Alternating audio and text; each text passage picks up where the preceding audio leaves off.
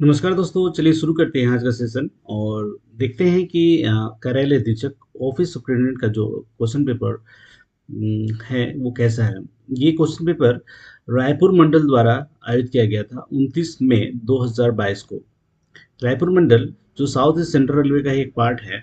तो first part में हम 26 क्वेश्चन को सॉल्व करेंगे और देखेंगे इसका टेम्परामेंट कैसा है। तो चलिए हम चलते हैं अपने क्वेश्चन के ऊपर और देखते हैं कि वहाँ पे कैसे क्वेश्चन है। क्वेश्चन नंबर 1 है, dress allowance to nursing personal is. Nursing कर्मी को पोशाक भत्ते कितना दे होता है। ए है 22,000 पर मंथ, बी है 20,000 पर एनम, सी है 18,000 per annum and D is 1,800 rupees per month. तो यहाँ पे जो सही आंसर है वो डी होगा, 1,800 पर मंथ, ऑप्शन डी। यहाँ पे ध्यान देने वाली बात है कि नर्सिंग जो स्टाफ है उनको जो पर मंथ मिलता है वो 1,800 रुपीज़ पर मंथ है, ठीक है। लेकिन बाकी लोगों को जो है पर एनम मिलता है। इस हिसाब से देखें तो 20,000 पर एनम जो है वो हमारा एक ऑप्शन हो सकता है। जो officers of railway protection force या आर एस आरपीएसएस सॉरी आरपीएसएफ जो होते हैं उनको मिलता है, ठीक है। तो ये आरपीएफ और उनके जो ऑफिसर्स होते हैं ना उनको मिलता है। और सॉरी ये है आर पी एस एफ, इनको मिलता है, ठीक है। एक और ऑप्शन है कि जो पर्सनल ऑफिसर जो होते हैं जो बिलो ऑफिसर रैंक के जो आरपीएफ या स्टेशन मास्टर जो इंडियन रेलवे पे काम करते हैं उनको 10,000 पर एनम मिलता है, ठीक है। 10,000 पर एनम। और उसके बाद भी एक कैटेगरी है, जैसे ट्रैकमैन है, रनिंग स्टाफ है, या इंटरनल में स्टार स्टाफ का कार ड्राइवर होते हैं, एमटीएस होते हैं, कैंटीन में जो काम करते हैं, canteen staff of non स्टेटरी departmental canteen जो होते हैं उनको 5,000 पर एनम मिलता है, ठीक है। और एक ही बार मिलता है और मेरे ख्याल से ये जुलाई के महीने में एक बार लगता है, ठीक है। तो चलिए क्वेश्चन नंबर हम 2 पे आ गए हैं। विच of the following is the certificate of deduction of tax at source. निम्नलिखित में से कौन सा स्रोत पर कटौती का प्रमाण पत्र है। तो एक्चुअली क्या है कि फॉर्म नंबर 16 जो है वो certificate under section 203 of the income tax act 1961 for the tax deduction at the source from income chargeable under the head of salaries. तो इस हिसाब से जो हमारा फॉर्म 16 जो हम रेलवे एम्प्लॉयों के लिए इम्पोर्टेंट है वही ये इस बात को इंडिकेट कर रहा है, ठीक है। तो चलिए हम लोग क्वेश्चन नंबर 3 पे आ गए हैं। The per capita contribution to SBF is. प्रति व्यक्ति कर्मचारी कितने रुपए की साझेदारी कर्मचारी हित निधि के लिए है। तो 800 पर रुपीज है, ठीक है। Option D is the right answer. ये बहुत बार रिपीट हुआ है और इसके लिए आप मास्टर सर्कुलर भी देख सकते हैं, ठीक है। तो वो एक इम्पोर्टेंट सवाल है। चलिए ये मास्टर सर्कुलर 4 जो है क्वेश्चन नंबर 3 पे लागू होता है और वो आपको वहाँ मिल जाएगा। Question number 4, funeral charge for death of railway servant be given from SBF as, ठीक है। तो रेलवे कर्मचारी की मृत्यु के पश्चात दाह संस्कार हेतु कितने रुपये कर्मचारी हित निधि से दे हैं। तो ये 10,000 रुपया है। ये भी मास्टर सर्कुलर 4 में मिल जाएगा जो सितंबर 2019 में पब्लिश हुआ था। तो उस हिसाब से 10,000 है। कहीं कहीं लोग 15,000 भी बोलते हैं, पर यहाँ पे मास्टर सर्कुलर को हम मानेंगे और 10,000 पे ही हम अपने आंसर को फिक्स करेंगे। चलिए क्वेश्चन नंबर 5 को देखते हैं। What is the full form of L I M B S. L I M B S का पूर्ण रूप क्या है। L L M L I M B S का फुल फॉर्म है legal information management and briefing system, ठीक है। ये जो अपना ऑप्शन ए है यही हमारा आंसर है।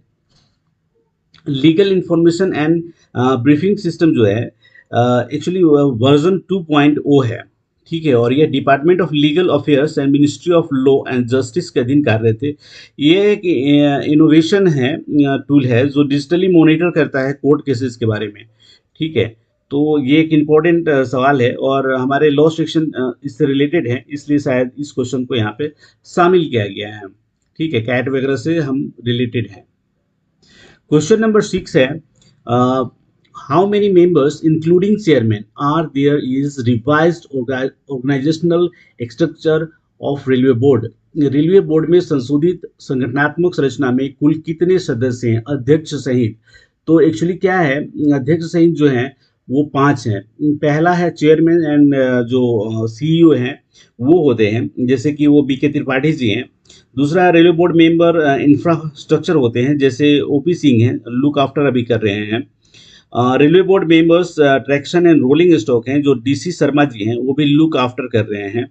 और दूसरा है railway board member operations and business development, जो संजय कुमार मोहंती हैं। ठीक है, और जो फिफ्थ में है और member railway board member finance होते हैं नरेश सलेचा जी।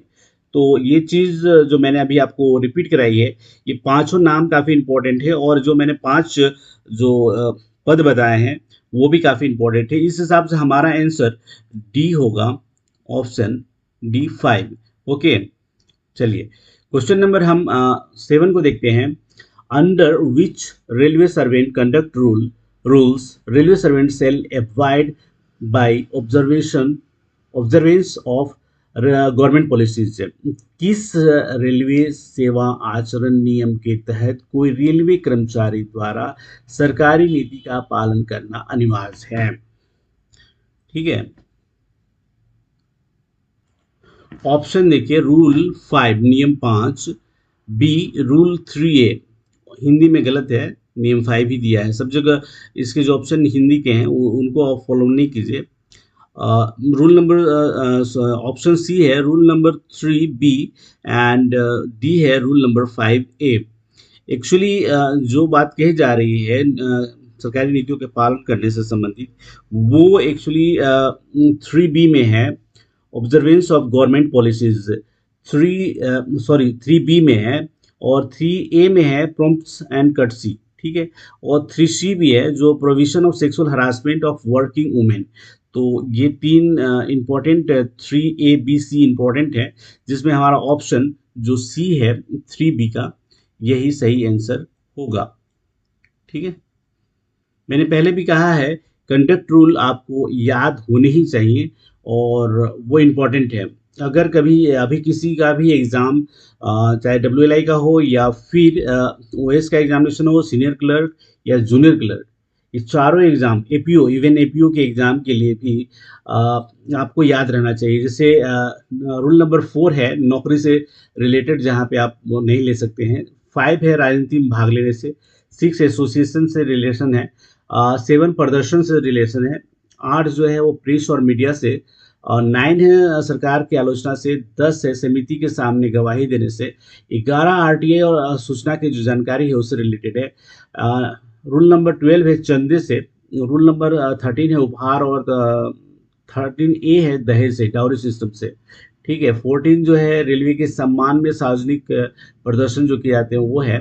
रूल नंबर 15 है निजी व्यापार और नौकरी से रिलेटेड है। और 15A है सरकारी आवास की दर या किराएदारी या खाली कराना, ऐसा कुछ है जो मतलब आप लोन पे दे देते हैं या फिर किसी को भाड़े पे दे देते हैं, वो है।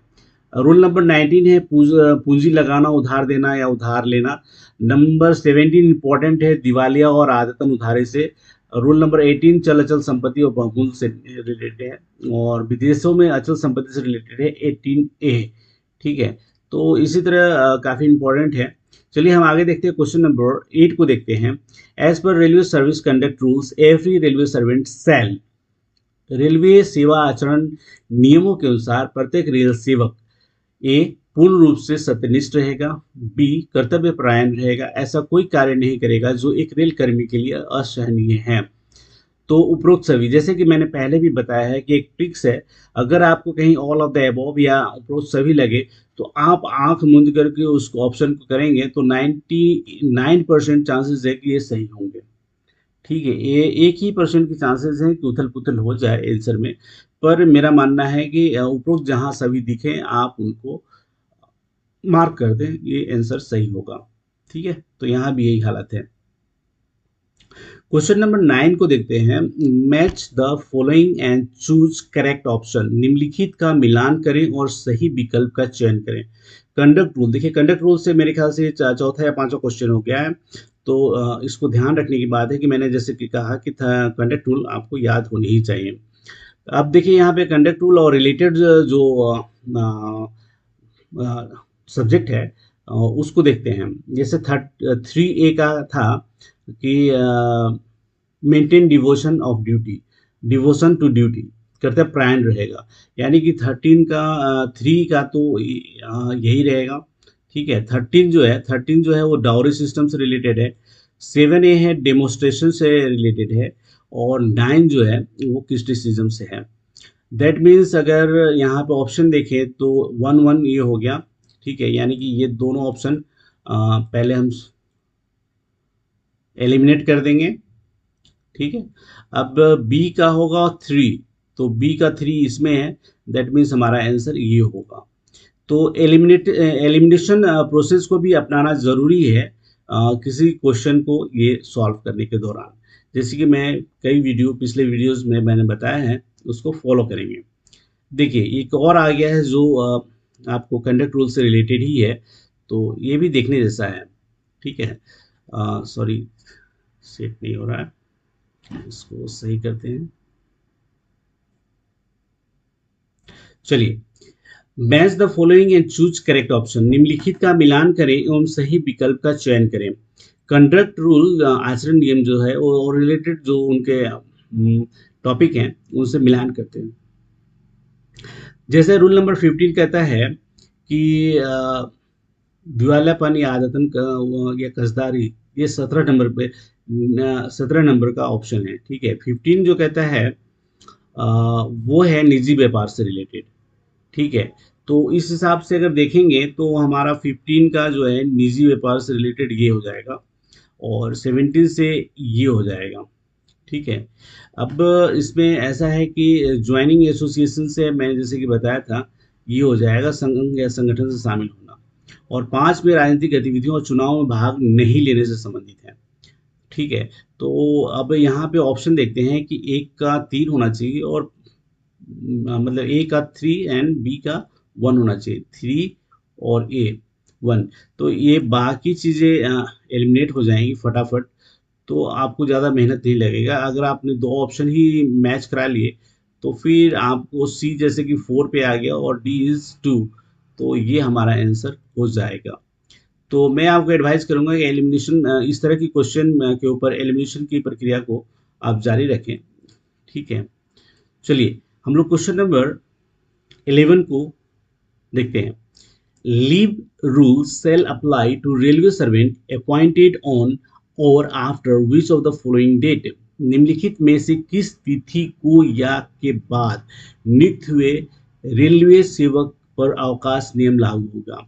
तो ये जो उदारीकृत अवकाश नियम है वो 1 फरवरी 1949 से लागू किए गए थे। ठीक है, उसके बाद जो नियुक्त हैं उन पे लागू होते हैं। तो उस हिसाब से अगर आप देखने जाओ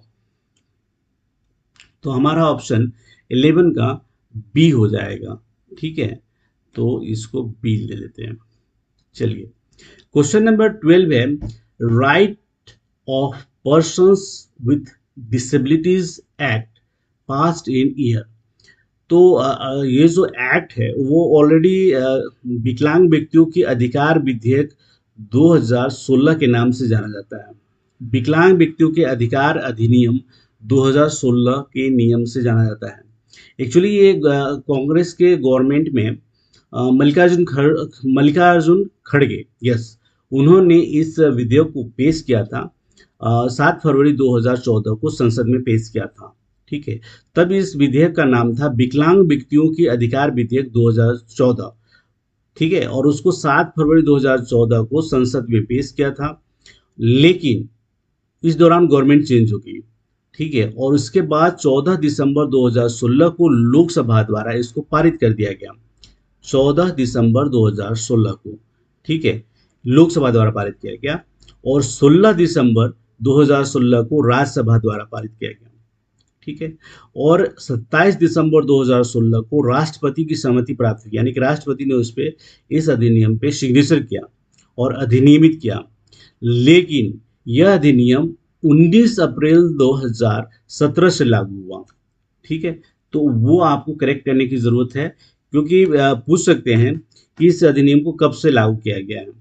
तो हमारा यहाँ पे जो आंसर है, जो पास किया गया था, वो फाइनली राष्ट्रपति महोदय जिन्होंने इस पर साइन किया, वो 27 दिसंबर 2016 को किया था।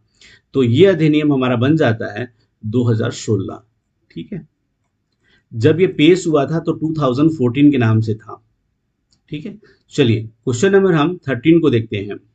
On which of the following date international day of yoga is celebrated? निम्नलिखित में से किस तारीख को अंतर्राष्ट्रीय योगा दिवस मनाया जाता है?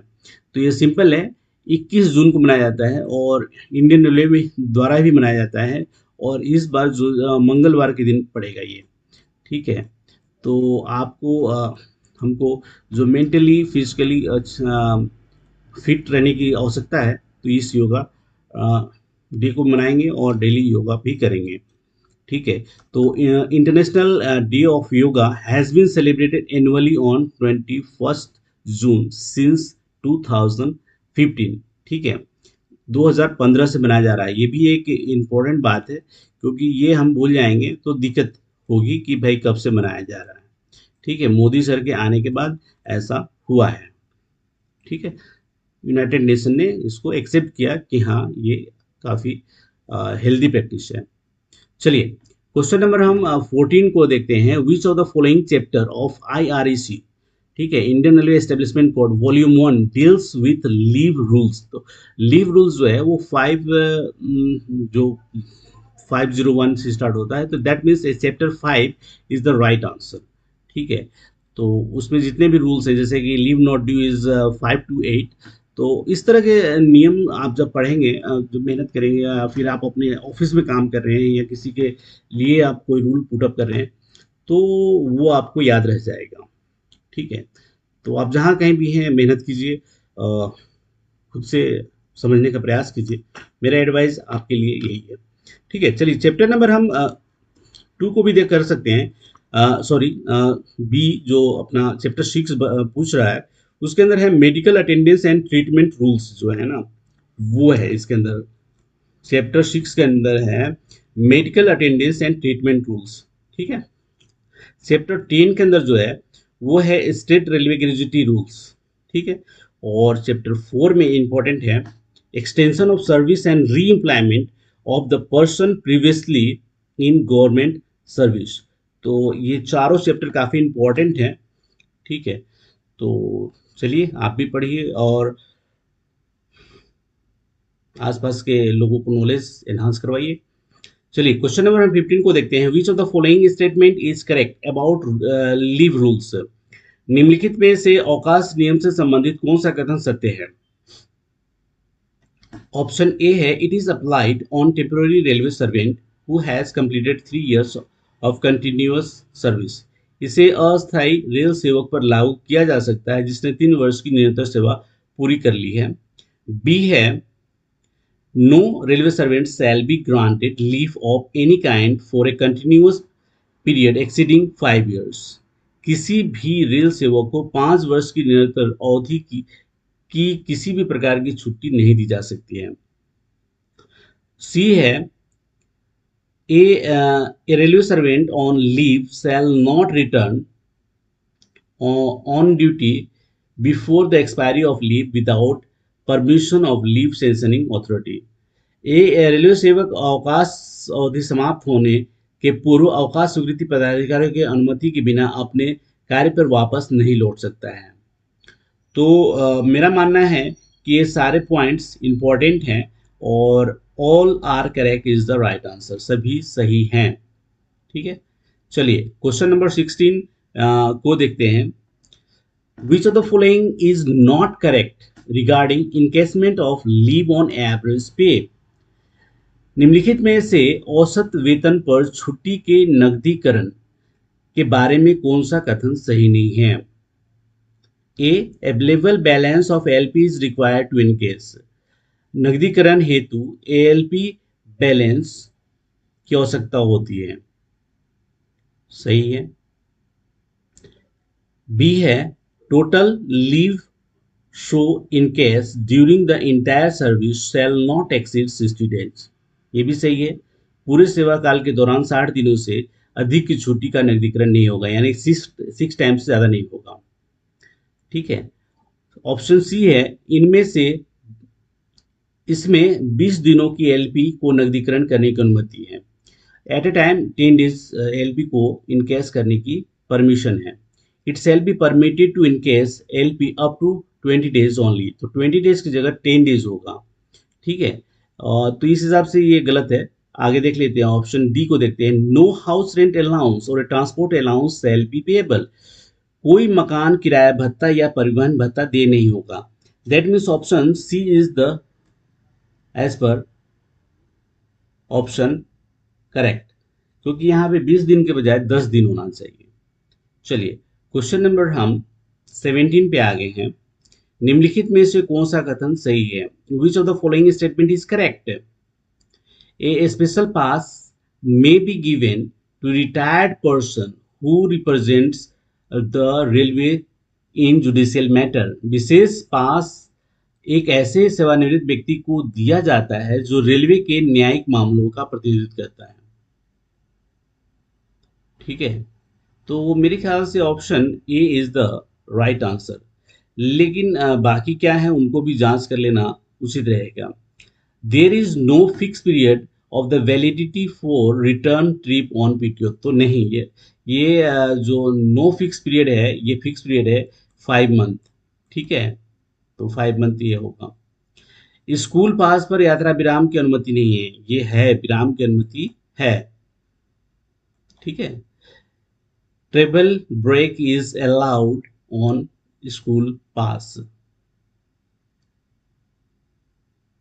यस।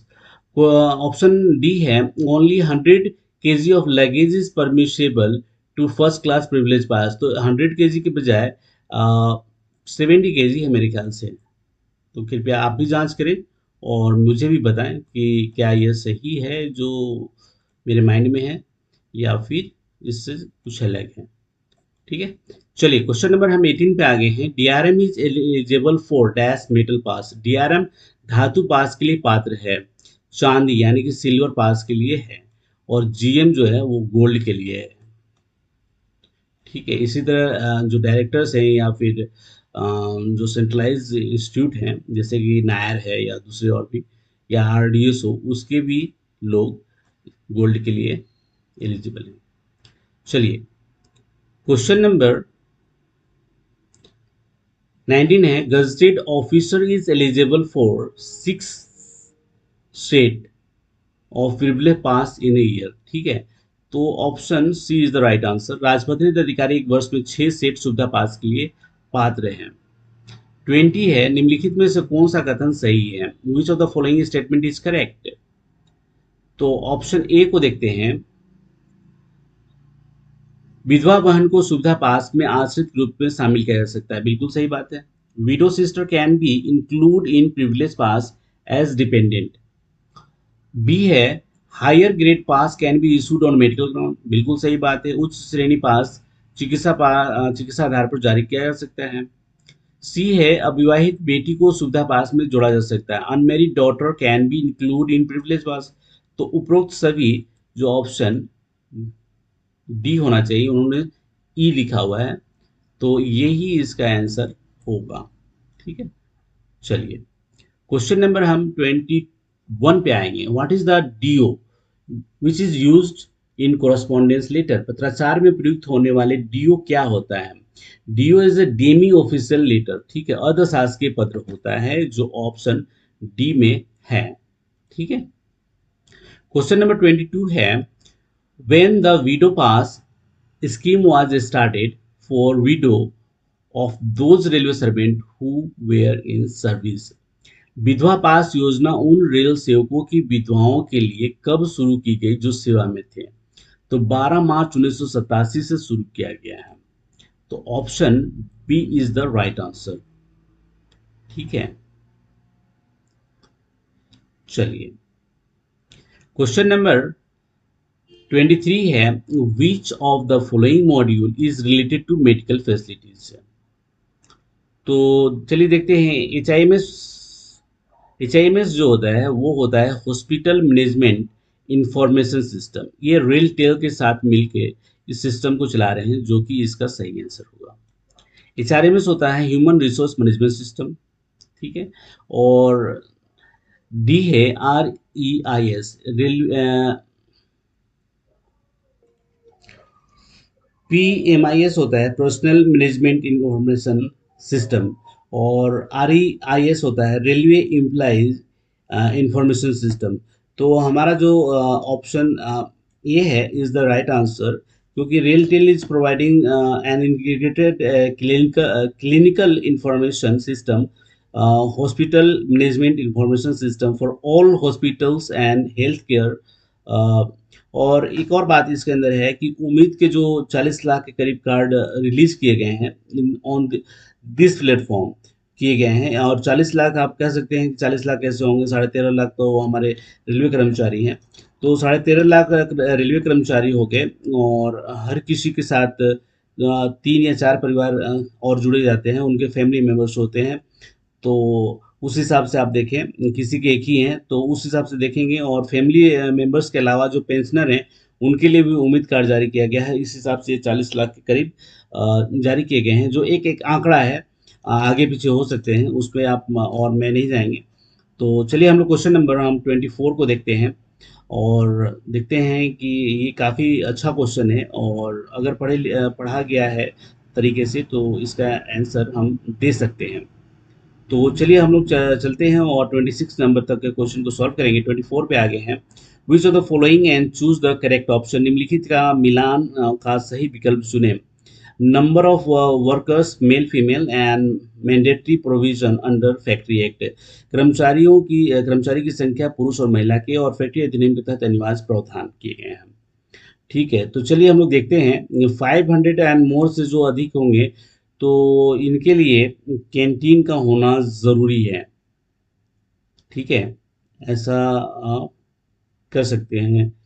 वेलफेयर ऑफिस का होना ज़रूरी है, तो मेरे ख्याल से ये इसको वेलफेयर कर देते हैं। 250 जो कैंटीन से रिलेटेड है, और फर्स्ट एड बॉक्स भी, हाँ, 150, और शिशुगिरी भी 30 या उससे अधिक। तो ये देखिए सबके साथ 1 2 3 4, यानी कि अगर इसमें 1 2 3 4, तो option D is the right answer हो जाएंगे।